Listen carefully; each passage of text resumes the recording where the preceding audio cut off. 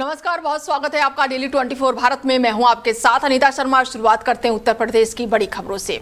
आगरा में केंद्रीय मंत्री पीयूष गोयल जो है वो विपक्षी और राजनीति को लेकर बड़ा बयान दिए हैं। उन्होंने कहा है कि इंडी गठबंधन कमजोर और विरोधाभास है और आने वाले समय में तमिलनाडु और पश्चिम बंगाल में एनडीए सरकार बनाने का दावा किया है। इसके साथ ही उन्होंने भारत न्यूजीलैंड व्यापार समझौते को लेकर भी कहा है कि इस पर जल्द मुहर लगेगी। और इसी क्रम में न्यूजीलैंड के मंत्री ने भी ताजमहल का भ्रमण किया। केंद्रीय मंत्री ने अरविंद केजरीवाल पर भ्रष्टाचार के आरोप लगाते हुए उन पर जमकर निशाना साधा। भारत और न्यूजीलैंड के बीच जो द्विपक्षीय व्यापार समझौता न्यूजीलैंड के वाणिज्य मंत्री टॉड मैकले और मेरे बीच कई वर्षों से बातचीत के बाद तय हुआ, जो माननीय प्रधानमंत्री नरेंद्र मोदी जी और न्यूजीलैंड के प्रधानमंत्री क्रिस्टोफर लक्सन दोनों के बीच फाइनल हुआ, उसको कल साइन करने जा रहे हैं। उसको मोहर लग जाएगी कल और कुछ ही महीनों में फिर वो भारत और न्यूजीलैंड के बीच बड़े पैमाने पे व्यापार भी बढ़ाने का एक साधन बनेगा। लगभग 100% जो भारत से सामान न्यूजीलैंड जाते हैं वो बिना कोई कर के, बिना कोई इंपोर्ट ड्यूटी के वहाँ पे पहुँच पाएगा। नए मौके मिलेंगे हमारे आगरा के चमड़ा व्यापार को, हमारे आगरा के विश्वकर्मा को, आगरा और उत्तर प्रदेश के अलग अलग जो हैंडलूम और handicrafts, one district one product के सामान बनाने वाले हमारे कारीगर हैं, जो हथकरघा हैं, उन सब के लिए ढेर सारे अपार नए अवसर खोलने वाला ये फ्री ट्रेड एग्रीमेंट न्यूजीलैंड के साथ कल साइन होगा। माननीय मंत्री और उनकी धर्मपत्नी भारत आए, उनकी बड़ी इच्छा थी कि ताजमहल भी देखें और मुझे बड़ी खुशी है कि आज बड़े सवेरे उन्होंने ताजमहल के भी दर्शन किए। बहुत सुंदर उनका रिस्पांस था, उनका जो रिएक्शन था, उनको बहुत अच्छा लगा ताजमहल। यूपी के मैनपुरी में बूथ स्तर कार्यकर्ता सम्मेलन के दौरान सपा सांसद डिंपल यादव ने बीजेपी और चुनाव आयोग पर तीखा हमला बोला। उन्होंने आरोप लगाया कि 5 राज्यों में चुनाव आयोग पक्षपात कर रहा है और साथ ही कहा कि ममता बनर्जी को पश्चिम बंगाल में कोई नहीं रोक सकता। डिंपल यादव ने गाजीपुर की घटना का जिक्र करते हुए कहा कि वो एक परिवार को धमकियां मिल रही है। उन्होंने बीजेपी पर निशाना साधते हुए कहा कि अब बीजेपी में पुतला फूकने का ट्रेंड चल रहा है, जनता में नहीं जा सकते, सिर्फ पुतला फूक सकते हैं। उन्होंने ये भी आरोप लगाया कि पंचायत चुनाव ना कराने के पीछे बीजेपी का डर है। अब क्या कह जा सकते हैं, इस बारे में पूरा कुछ कह रहा है कि चुनाव आयोग है बहुत ही पक्षपात तरीके से पिछले कुछ सालों में काम कर रहा है। और जब से हमारे स्पेशली जब से नए चुनाव आयुक्त आए हैं, तो अगर हेमंत बिस्वा जी ऐसे कह रहे हैं तो जरूर उनको कहीं ना कहीं इनके आने से लाभ पहुंचा है, तभी बिस्वा की बात कर रहे हैं। पश्चिम बंगाल ममता बनर्जी कह रही है कि दिल्ली की सरकार बनने के बाद दिल्ली संभालूंगी। हम तो चाहते हैं कि क्योंकि वो महिला है तो अच्छी बात है अगर वो इस तरह की बातें कह रही हैं। पहले उन्होंने वेस्ट बंगाल को संभाला पिछले 1 दशक से ज्यादा से, और जैसे गठबंधन जो अभी इंडिया ब्लॉक का है, और भले ही इंडिया ब्लॉक में ममता बनर्जी नहीं है, लेकिन वो उनकी बहुत ही महत्वपूर्ण भूमिका है, क्योंकि संसद में जब विपक्षी दल सब एक साथ होते हैं तो हम सबका जो स्ट्रेंथ होती है वो अलग से नजर आती है, तो अच्छी बात है। इससे भी ज्यादा इम्पोर्टेंट बात ये है कि आज मणिपुर में क्या हो रहा है। 2023 में जहाँ हालात बिगड़े मणिपुर के, जब भारतीय जनता पार्टी की सरकार थी, जाने कितने हजारों लोग मारे गए, कितने हजारों लोग के घर जला दिए गए, कितने हजारों लोग आज भी अपने घर नहीं पहुंच पाए हैं। और दोबारा जो देखने को मिल रहा है कि आज भी मणिपुर की हालत बहुत ही गंभीर बनी हुई है स्थिति, जहाँ सरकार को, जहाँ पे यह गृह मंत्रालय को और वहाँ पे जो भारतीय जनता पार्टी की सरकार है, जहाँ पे उसको चीजों को व्यवस्थित करना चाहिए था, जो गुट थे वहाँ पे, चाहे वो कुकी हो, चाहे वो मैती हो, चाहे वो नागालैंड वाले हो, तो इन लोगों को जहाँ पे एक तरह से बिठा के बातचीत करवा के हल करवाना चाहिए था बातचीत का, लेकिन कहीं ना कहीं भारतीय जनता पार्टी ने पूरी मणिपुर की जो शांति है उसको भंग करने। ललितपुर क्षेत्र के बजरंग घाट पर एक बेहद ही दुखद घटना सामने आई है। बताया जा रहा है कि प्रेमिका की शादी से नाराज एक युवक ने आत्महत्या कर ली, जिससे शादी की खुशियां मातम में तब्दील हो गई। घटना के बाद से युवक के परिजनों ने लड़की के मंडप में शव रखकर हंगामा किया, जिससे मौके पर तनाव की स्थिति बन गई। सूचना मिलते ही पुलिस मौके पर पहुंची और स्थिति को नियंत्रित करते हुए शव को कब्जे में लेकर पंचनामे के लिए भेज दिया। फिलहाल पुलिस पूरे मामले की जाँच में जुटी हुई है। अयोध्या में राम मंदिर निर्माण के बाद से जमीनों की बढ़ती कीमतों के बीच भूमि विवाद के मामले तेजी से सामने आने लगे हैं। ताजा मामला जो है रानोपाली थाना क्षेत्र का बताया जा रहा है, जहां पर पैमाइश को लेकर विवाद गहरा गया है। जानकारी के अनुसार संबंधित भूमि का मामला न्यायालय में विचाराधीन है और उस पर आदेश भी लागू बताया जा रहा है। और इसके बावजूद भी एसडीएम सदर के आदेशों का हवाला देते हुए राजस्व विभाग की टीम पैमाइश के लिए मौके पर पहुंची, जिससे स्थानीय लोगों में नाराजगी है। पक्षकारों का मामला है कि ऐसे में पक्षकारों का आरोप है कि विवादित जमीन पर बैनामा और दाखिल खारिज करके पूरी प्रक्रिया कर दी गई थी, और जबकि मामला कोर्ट में लंबित है। उन्होंने ये भी कहा है कि कुछ लोग जमीन पर कब्जा करने की कोशिश कर रहे हैं और इसके पूरे मामले को लेकर पक्षकारों ने उच्च अधिकारियों से शिकायत की है। वहीं अयोध्या में बढ़ते भूमि विवाद और भूमाफियों की सक्रियता को लेकर प्रशासन की कार्यशैली पर भी सवाल उठ रहे हैं। वक्त आ रहा ईदगाह रानोपाली में हम सभी लोग इकट्ठा हुए हैं, जो कि एकाएक मालूम पड़ा ऐसा कुछ हम लोग को जिज्ञासा थी क्या होने वाला है।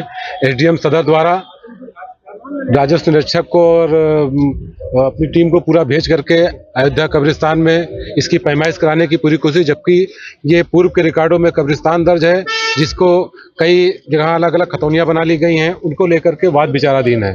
उस वाद विचाराधीन के रहते हुए कुछ शासन प्रशासन में जिनकी अच्छी खासी पकड़ है, रसूखदार हैं, जिन लोगों के दबाव में इस तरह से कृत करके यहाँ पे गंगा जमनी तहजीब आपसी माहौल को पूरी तरह से डिस्टर्ब करने के लिए इस तरह से कार्य किया है कि हम लोगों ने पूरी साहस और प्रशासन का सहयोग करते हुए किसी भी तरह का कोई ऐसी चीज़ें नहीं होने दिया। लेकिन ये चीज़ें गलत हैं। जब एक मुकदमा चल रहा है वहाँ पे सिविल कोर्ट में, जिसको लेकर के उत्तर प्रदेश सरकार का शासनादेश है कि यहाँ किसी भी बात चलने पे उस पर कोई जाएगा नहीं, कुछ नहीं करेगा, हाई कोर्ट का आदेश भी है। और तो और मुख्यमंत्री माननीय योगी आदित्यनाथ जी का है कब्रिस्तान की भूमि पर कोई कब्जा नहीं, दखल नहीं करेगा।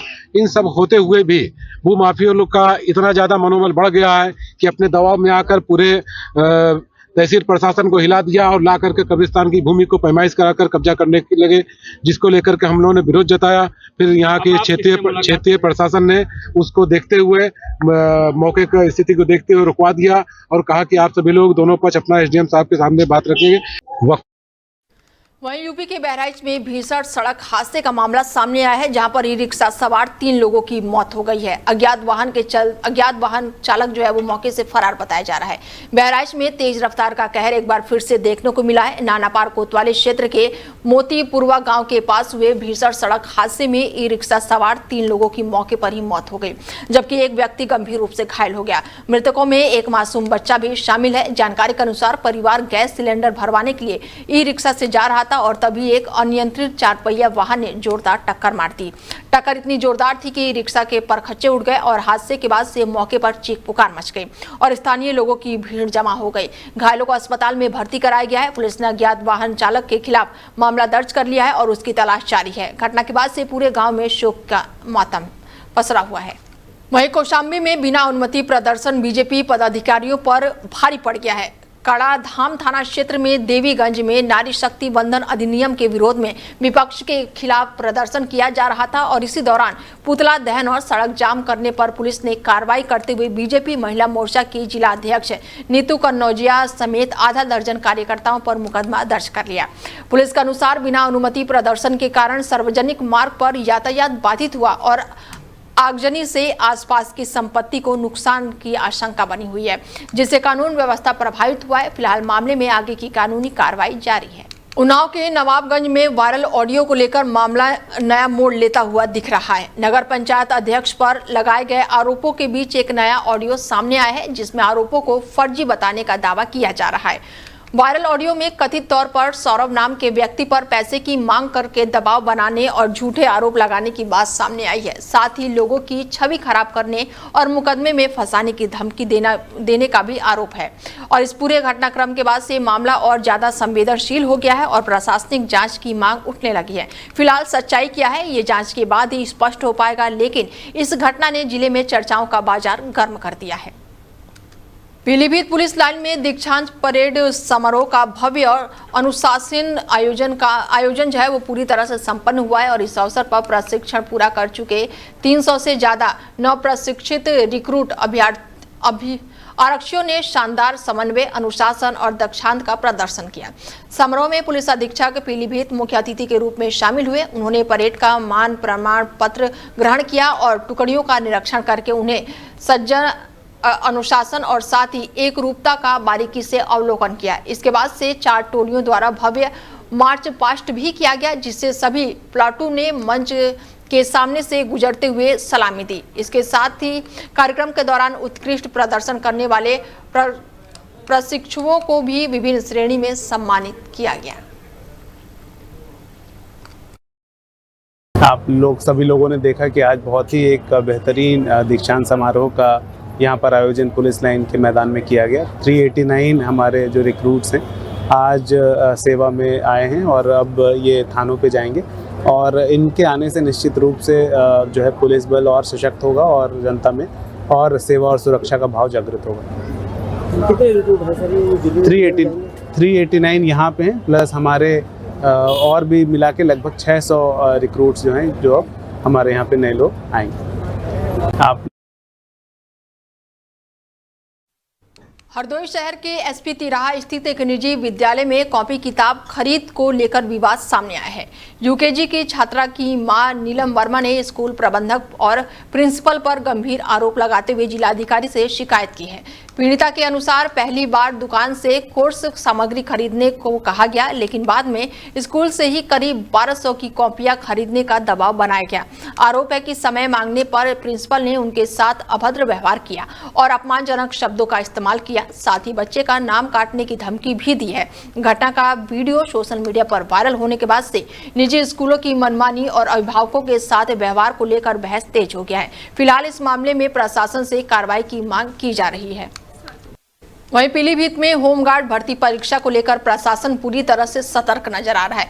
जनपद में 6 परीक्षा केंद्र बनाए गए हैं, जहां पर प्रत्येक पाली में 2160 अभ्यर्थी परीक्षा देंगे। जिलाधिकारी और पुलिस अधीक्षक ने सभी परीक्षा केंद्रों का निरीक्षण करके व्यवस्थाओं का जायजा लिया है और ये परीक्षा 25 से 27 अप्रैल तक आयोजित की जा रही है, जिसके लिए सुरक्षा के पुख्ते इंतजाम किए गए हैं। परीक्षा केंद्रों पर पर्याप्त पुलिस बल तैनात है और पूरी प्रक्रिया सीसीटीवी कैमरों की निगरानी में कराई जा रही है, ताकि नकल विहीन और निष्पक्ष परीक्षा सुनिश्चित हो सके। कन्नौज की रिजर्व पुलिस लाइन में दीक्षांत परेड समारोह 2025 और 26 का भव्य और गरिमामय आयोजन संपन्न हुआ। कार्यक्रम में मुख्य अतिथि में पुलिस महानिरीक्षक राजीव मल्होत्रा ने परेड की सलामी ली और इस अवसर पर रिक्रूट आरक्षियों ने कठिन प्रशिक्षण के बाद से शानदार परेड का प्रदर्शन किया, जिसमें अनुशासन और समन्वय साफ दिखाई दिया। समारोह में जिलाधिकारी आशुतोष मोहन अग्निहोत्री वरिष्ठ अतिथि के रूप में मौजूद रहे। पूरा आयोजन के दौरान परेड की एकरूपता और साथ ही दक्षांत में उपस्थित अधिकारियों और दर्शकों को प्रभावित किया। वाराणसी में यूपी एटीएस और कैंट पुलिस की संयुक्त टीम को बड़ी सफलता मिली है। कैंट थाना क्षेत्र के इमालिये घाट पर कार्रवाई करते हुए पुलिस ने अंतर्राज्यीय गांजा तस्कर को गिरफ्तार किया है। पुलिस ने आरोपी के पास से करीब 107 किलो से अधिक अवैध गांजा और 4 पहिया वाहन और 2 मोबाइल फोन बरामद किया है।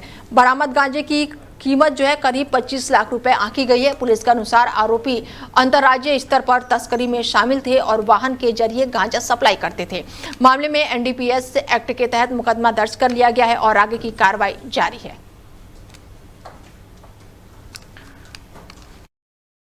जी, इस गुडवर्क के बारे में ये है कि श्रीमान पुलिस आयुक्त वाराणसी और वाराणसी पुलिस के द्वारा जीरो टॉलरेंस की नीति के तहत यूपी एसटीएफ और थाना कैंट की पुलिस के द्वारा कल रात फुलवरिया के पास सूचना के उपरांत एक गाड़ी में अवैध रूप से ले जाते हुए गांजा पकड़ा गया, जो कि गाड़ी उड़ीसा से पंजीकृत है। इस गाड़ी में करीब 107 किलो गांजा बरामद हुआ, जिसकी कीमत लगभग 25 लाख है। कहाँ से माल आया था, कहाँ जाने वाला था?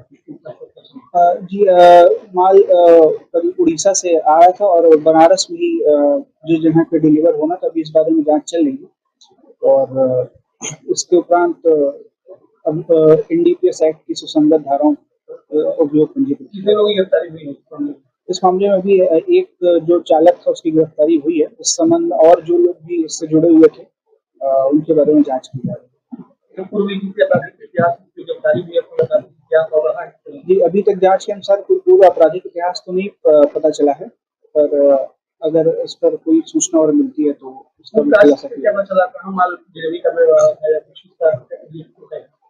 अभी जो पूछताछ और जांच हुई उसमें ये पता चला है कि ये माल उड़ीसा से आ रहा था और बीच में ही इस व्यक्ति को एज अ ड्राइवर माल डिलीवर करने के लिए बनारस के लिए गाड़ी को दिया गया था। ये माल एग्जैक्टली कहाँ पर दिया जाना था इस पर अभी जांच चल रही है। ये करीब 107 किलो गांजा है, जिसकी कीमत लगभग 25। वहीं बलिया क्षेत्र से एक सनसनीखेज घटना जो है वो सामने आई है। बताया जा रहा है कि दामाद अमित कुमार गुप्ता ने अपनी पत्नी, सास और ससुर पर चाकू से हमला कर दिया है। हमले में पत्नी प्रीति उर्फ बंटी गुप्ता और सास की मौत हो गई है, जबकि ससुर गंभीर रूप से घायल हो गया है। घायल को जिला अस्पताल में भर्ती कराया गया है, जहां से हालत नाजुक होने पर वाराणसी रेफर कर दिया गया है। जानकारी के अनुसार करीब 4 साल पहले दोनों की शादी हुई थी और 1 माह पहले प्रताड़ना के चलते पत्नी अपने मायके आ गई थी। घटना की सूचना मिलते ही पुलिस मौके पर पहुंची, जाँच शुरू कर दी है और आरोपी की गिरफ्तारी के लिए 3 टीमें गठित की गई है। आज देर रात्रि थाना नगरा के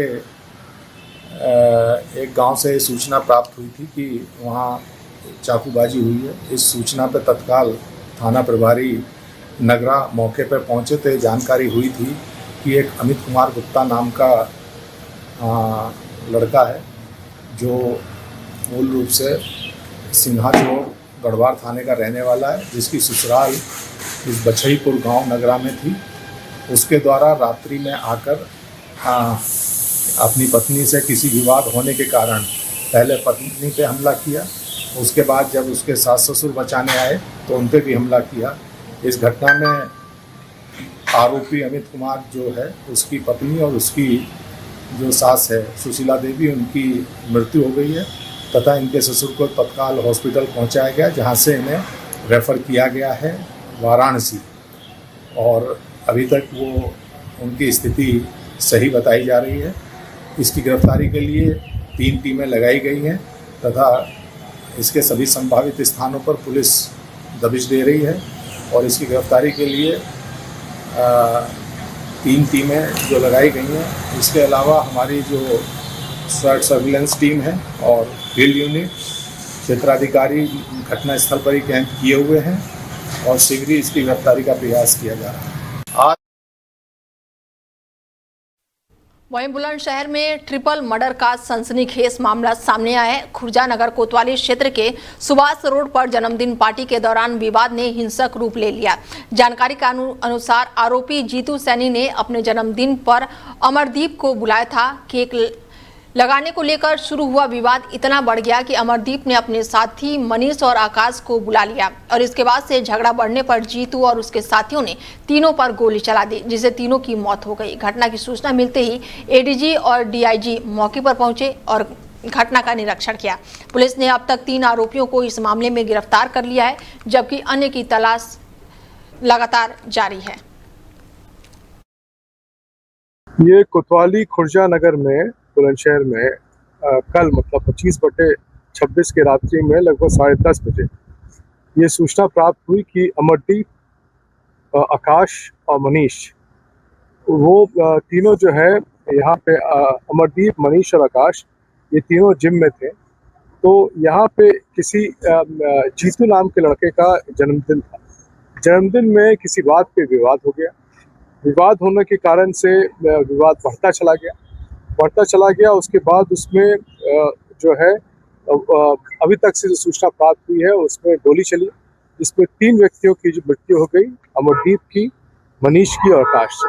ये पहले से ही एक दूसरे से पूर्व परिचित थे और इसमें जो है तात्कालिक रूप से यहाँ के स्थानीय चौकी प्रभारी, थाना प्रभारी, हमारे सीओ, एडिशनल एसपी और साथ में हमारे डीआईजी साहब मौके पर आ गए।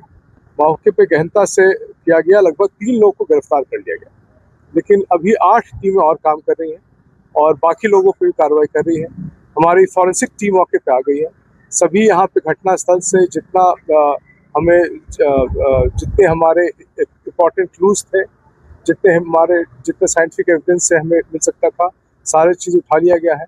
टेक्निकल एविडेंसेस के लिए जितना हार्डवेयर चाहिए था वो उठा लिया गया है और साथ में सभी बिंदुओं पे लगातार पड़ताल की जा रही है। पड़ताल करने के बाद से आज शाम तक आपको बता दिया जाएगा कि हम लोगों ने कितने लोगों को और गिरफ्तार किया है और विवेचना में, अनुसंधान में क्या प्रगति हुई। ये कोतवाली। फिलहाल बुलेटिन में मेरे साथ इतना ही। दीजिए इजाजत। नमस्कार।